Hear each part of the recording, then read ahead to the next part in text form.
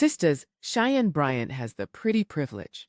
She has the hustle mentality. She grinded her way out of a hard life and built a brand that created real social currency, the kind that turns followers into disciples. But here's what nobody talks about. She built all of it without the one thing that could have protected it. Sisters, today we have to go all the way in. The primary lesson we must learn from her: how pretty privilege can become the tool of your own self-sabotage. This is part 2, the roots of how a platform this big starts to dismantle from the inside out. Beauty currency, the image, the brand, the look of a rival, converts into social currency, the clout and unearned trust that turns followers into disciples. It's what makes a woman share a video with her grieving sister at 2 in the morning. Because the vibe is so raw and real, she assumes the wisdom must be there too. But beauty currency gets you in the door. It cannot keep the house standing. Pretty privilege whispers a lie, that less is required of you. That because people are clapping, you don't need the heavy lifting of integrity or clinical accountability. This is the core of self-sabotage, trading long-term integrity for short-term admiration. You can buy a crowd, but you cannot buy a foundation. That social currency eventually buys authority, the authority to speak into someone's trauma. But when you use beauty to buy authority you didn't earn through clinical or ethical rigor, you are setting a timer on your own downfall.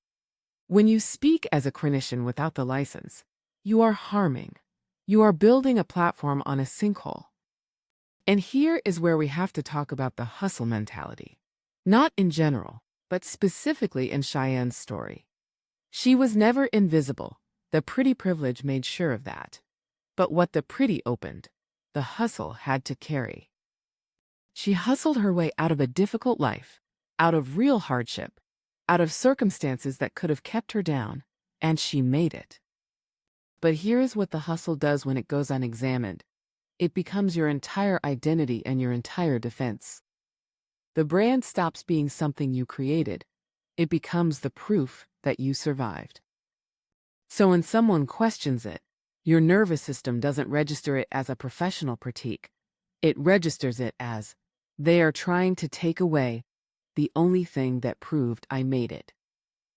That is why when the credential conversation came up, we saw a woman who experienced the question as an attack and responded accordingly, defensive, dismissive, protecting the brand instead of addressing the concern. That is what unhealed hustle looks like when it gets cornered. The hustle that got her out convinced her that accountability was never necessary to begin with. Cheyenne's sense of worth is wrapped up in 3 things: the pretty privilege, the hustle, and the brand she built. All 3 are real, but none of them are a protection, not from self-sabotage. Not from the moment the world starts asking hard questions. Integrity is the protection. Integrity shields the brand. Integrity guards the reputation. It was the only thing that could have stood between her and this moment. But the hustle mentality does not value integrity. It values output, speed, and the appearance of progress. It does not have time for the question, are you actually qualified for this? She chose not to separate the critique of her credentials from the erasure of her journey, and the response was defensive, reactive, and brand sabotaging. Because in her mind, the hustle was enough. Integrity was never part of the formula. The hustle got her to the room, but the unhealed hustle convinced her she had already earned the right to stay, no questions asked. Sis, stewardship is not a personal achievement. It is a debt. You cannot protect with image what only integrity can sustain. Authority over broken lives must come with accountability, or it becomes harm.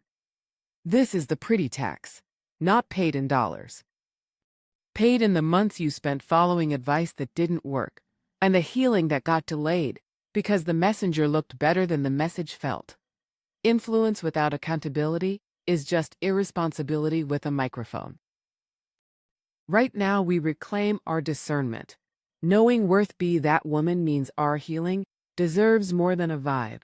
Wisdom will tell you the truth even when it costs her.